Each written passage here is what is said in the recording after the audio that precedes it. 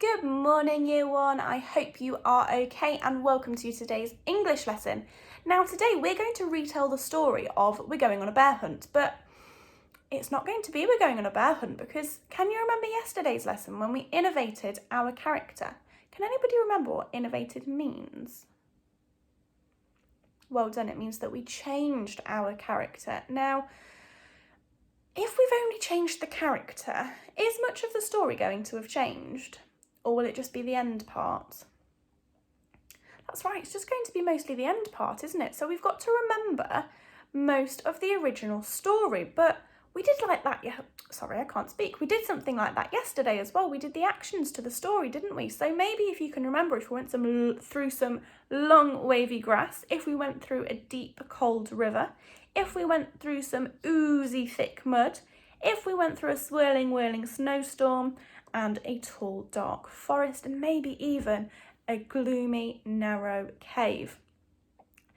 Now, as well, if you watched my video yesterday, you will know that I chose a tortoise as my animal. So we're not going on a bear hunt, are we?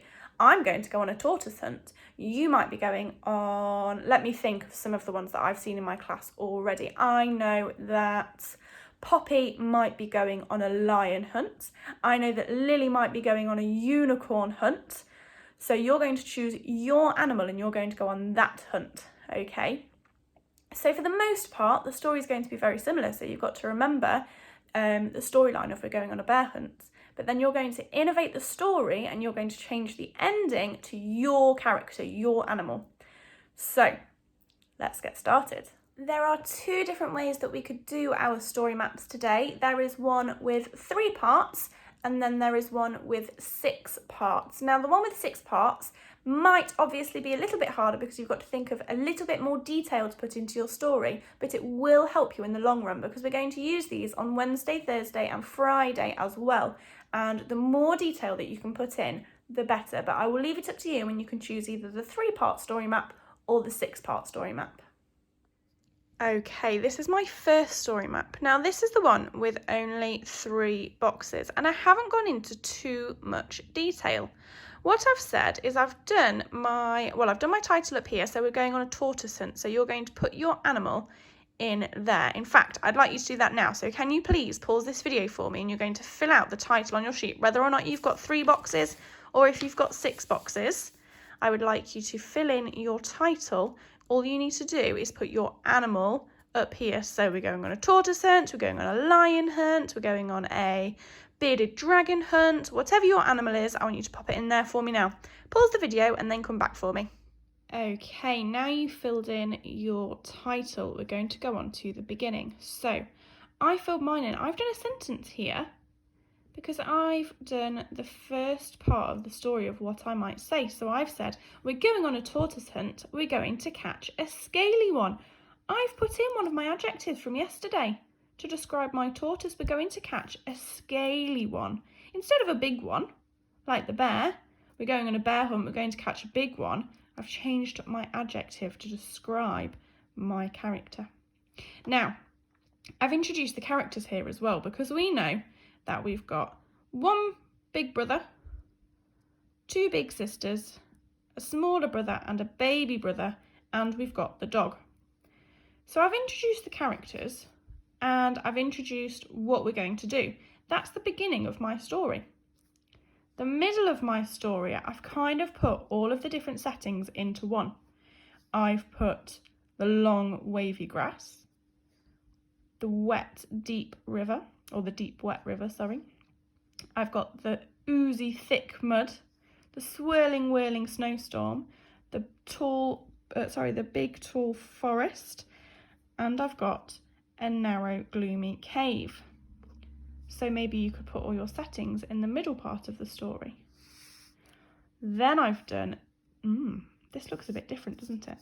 Because I've changed it for my tortoise. I know that the setting that my tortoise lives in is a little bit different. So I know that because my tortoise is cold-blooded, he needs some sunlight to keep him warm. I know that he eats green leaves. I know that he lives on mud, and I know that he might like to hide under some rocks. So I've incorporated my setting into where we might find my tortoise. Okay. So this is the 3-part story map. I would like you, if you're going to have a go at the 3-part one, you can pause it here for me and you can go and have a go. I'd still like you to come back because I think it would be lovely if you could still see the 6-part story map, just to see the little part, the bit more information that I'm going to put in as well, because then maybe you could add some more to yours as well afterwards. We will see. Okay, so pause it here if you're going to have a go at that one for me, and then come back. If you're going to carry on to the 6-part story map, you wait here for me and we can have a look at that. So we've got our 6-part story map. Now I've put in a little bit more information on here, but I've also used a few more words. So I've still stuck with the same beginning. I've said we're going on a tortoise hunt, we're going to find a scaly one. I've introduced the family and the dog, but then I've moved on and I've done it from, you know, the cartoon version rather than the storybook. I've had a look at what the dog was doing right at the start, and the dog was going around sniffing, wasn't he? And he's thinking, what can I smell? And then the mummy and daddy have to go out, don't they? And they say, go and get some fresh air. So that's when the family go through, the children go through the long wavy grass, the deep cold river, the thick oozy mud, the swirling whirling snowstorm, and the big dark forest. And then I've gone on to say, you can't go over it, you can't go under it, you've got to go through it for each of the different ones. That helps me to retell the story. And then I end up at my end setting where my tortoise is. His feet look a little bit strange in this one, they look too big for his body. But yes, then we end up at the setting and we've found the tortoise. So these just help you to retell the story. So have a go at either the 3-part story map or the 6-part story map for me. Try and include as much information as you possibly can, because it will really help you to retell the story and help you with what we're going to do tomorrow. Okay, go and have a go at that then for me, and then come back. So pause the video and then come back for me. Okay then, I hope that your story maps are looking lovely and detailed, because now what I'm going to ask you to do, I would like you to either, and this might be a job that you might have to do later on, but either show a grown-up or one of your siblings your story map and try and retell the story alongside it. So I will do that now for you, just to show you what it might sound like. So I might start my story off by saying, we're going on a tortoise hunt, we're going to catch a scaly one. What a beautiful day, we're not scared. Uh-oh, long wavy grass. We can't go over it, we can't go under it. We've got to go through it. We're going on a tortoise hunt, we're going to catch a scaly one. What a beautiful day, we're not scared. Uh-oh, a deep, cold river. We can't go over it, we can't go under it. We've got to go through it. We're going on a tortoise hunt, we're going to catch a scaly one. What a beautiful day, we're not scared. Uh-oh, thick, oozy mud. We can't go over it, we can't go under it. We've got to go through it. We're going on a tortoise hunt, we're going to catch a scaly one. What a beautiful day, we're not scared. Uh-oh, a swirling, whirling snowstorm. We can't go over it, we can't go under it. We've got to go through it.